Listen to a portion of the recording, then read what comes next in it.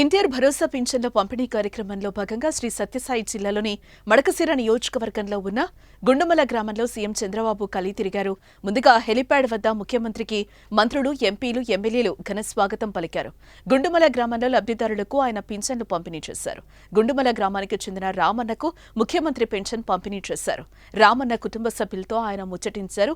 పింఛన్ల పంపిణీ కార్యక్రమం కోసం వెళ్లిన సీఎం చంద్రబాబు గుండుమల గ్రామమంతా కలిసి తిరిగారు.